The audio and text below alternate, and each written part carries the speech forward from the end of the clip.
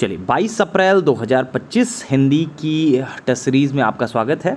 और जैसा कि आप सभी लोगों को पता है, नेक्सस जीएस की तरफ से समीक्षा अधिकारी जो कि एग्ज़ामिनेशन है 27 जुलाई 2025 को, उसके लिए लगातार टेस्ट सीरीज़ चलाई जा रही है। और हिंदी का जो टेस्ट होता है वो प्रतिदिन सुबह 8 बजे होता है नेक्सस जीएस के पब्लिक फेसबुक चैनल और पब्लिक टेलीग्राम चैनल और पब्लिक जो आपका यूट्यूब चैनल है नेक्सस जीएस का, उस पर आपका ये प्रोवाइड किया जाता है।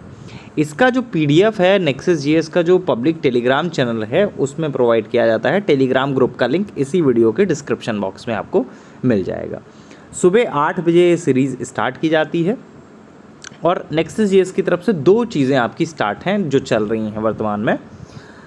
पहली, सुबह 8 बजे की क्लास होती है हिंदी की, जिसमें आपका ऑलमोस्ट 25 क्वेश्चंस डेली प्रोवाइड किए जाते हैं और वही 25 क्वेश्चन जो आपके एग्जामिनेशन ओरिएंटेड हैं, जो एग्जामिनेशन में पूछे जा सकते हैं।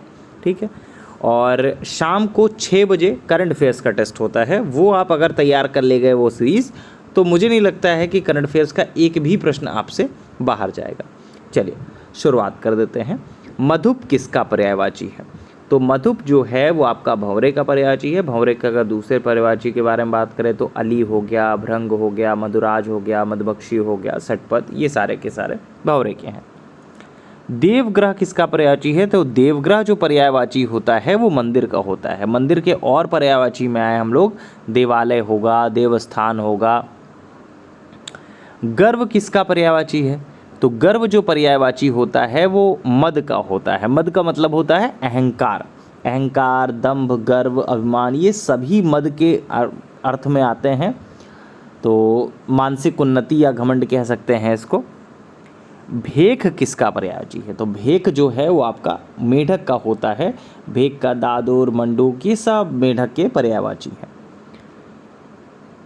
त्रिलोचन शब्द किसके लिए प्रयुक्त होता है? तो त्रिलोचन जो है, त्रिलोचन का मतलब होता है 3 नेत्रों वाला। तो ऑब्वियस सी बात है, 3 नेत्रों वाले पूरे विश्व में या ब्रह्मांड में सिर्फ एक ही लोग हैं, शिव जी या महादेव जी के लिए प्रयुक्त होता है। तो महादेव जी के और अगर हम लोग पर्यायवाची के बारे में बात करें तो कपर्दी होता है, शीतकंठ होता है, गंगाधर होता है, त्रिलोचन होता है, चंद्रशेखर होता है, सारे के सारे महादेव जी के ही पर्यायवाची हैं। मत्स्य का संबंध किससे है? तो मत्स्य का जो संबंध है वो मछली से होता है। मछली का और पर्यायवाची के बारे में बात करें तो झस, मीन, ये सभी मछली के पर्यायवाची होते हैं। सफरी भी होता है। मधवा सौ का संबंध किससे है? तो मधवा सौ का जो संबंध है वो किससे है? ये मदिरा से होता है। माधक, आसव, ये सभी मदिरा या शराब के पर्यायवाची होते हैं। जननी का पर्यायवाची के बारे में बात करें तो जननी का पर्यायवाची माँ बहुत आसान है। तो जननी सभी लोगों को पता है। जननी का पर्यायवाची क्या होता है? जननी का अर्थ क्या होता है? माँ। हमदम किसका पर्यायवाची है? तो हमदम जो है वो आपका मित्र का पर्यायवाची होता है। देहावसान का क्या तात्पर्य है? देहावसान का तात्पर्य है मृत्यु। जल जीवन का संबंध किससे है? तो जल जीवन का जो संबंध है वो किससे होता है? ये मेघ से होता है। मतलब जल देने वाला जीवन, मेघ का पर्यायवाची है ये। निर्वाण शब्द किसका पर्यायवाची है? निर्वाण जो है मोक्ष का पर्यायवाची है। निर्वाण हो गया, परम पद हो गया, परम धाम हो गया, सभी मोक्ष के पर्यायवाची होते हैं। ध्वजी किसका पर्यायवाची है? तो ध्वजी जो है वो आपका किसका पर्यायवाची होता है? ये होता है मोर का। तो ध्वजी जो है वो आपका मोर का पर्यायवाची होता है। केकी, कलापी, ध्वजी, सारंग, शिखंडी, ये सब मोर के पर्यायवाची होते हैं। अच्छा, एक काम और आपको करना है। 25 प्रश्न आपको दिए जा रहे हैं, तो 25 प्रश्न में आपके कितने सही हो रहे हैं ये आपको कमेंट बॉक्स में बताना है। तो जैसे डेली आपका टेस्ट सीरीज़ ये प्रोवाइड की जा रही है, आपका डेली आपको पता रहेगा कि 25 में से हमारे कितने क्वेश्चन हैं। जहाँ पे आप देखें, चाहे वो आप फेसबुक पे देख रहे हो वहाँ पे कमेंट बॉक्स में कर दीजिएगा, यूट्यूब पे देख रहे हैं तो वहाँ पर कमेंट बॉक्स में कर दीजिएगा। और जो नेक्सस जीएस के पेड बच्चे हैं जो क्लास रेगुलर कर रहे हैं, समीक्षा अधिकारी प्रीलिम्स के लिए जो बैच कर रहे हैं, वो हमारे व्हाट्सएप नंबर पर डायरेक्टली भेजेंगे कि हमारे इतने नंबर आज हैं। समन किसका पर्यायवाची शब्द होता है? तो समन जो है वो आपका किसका पर्यायवाची शब्द होता है? ये होता है यम का। तो यम का होता है समन। यम के और पर्यायवाची के बारे में बात करें, जीवनपति, अतंक, समन, जीविनेश, धर्मराज, ये सारे के सारे यम जी के ही पर्यायवाची हैं। मंडूक किसका पर्यायवाची है? मंडूक जो है मेढक का है।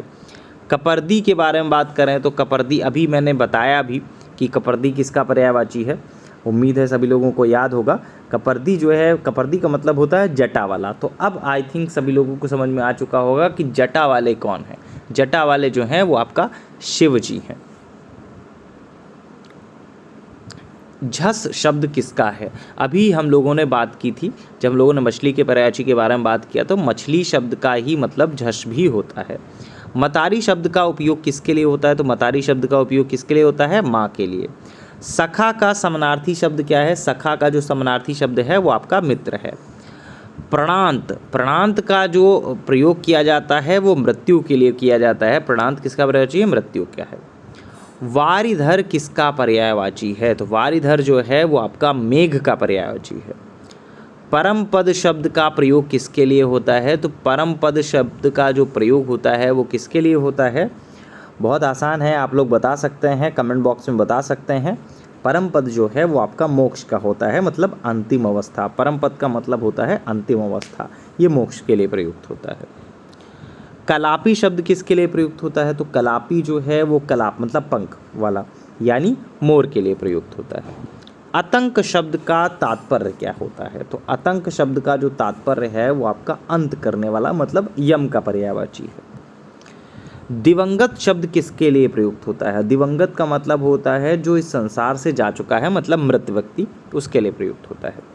तो ये रहे आज आपके 25 प्रश्न। 22 अप्रैल 2025 के लिए ये जो 25 प्रश्न आपको दिए गए हैं, कमेंट बॉक्स में आपको बताने हैं कि आपके कितने प्रश्न सही हुए हैं। चलिए, फिलहाल के लिए इतना ही। Thank you so much.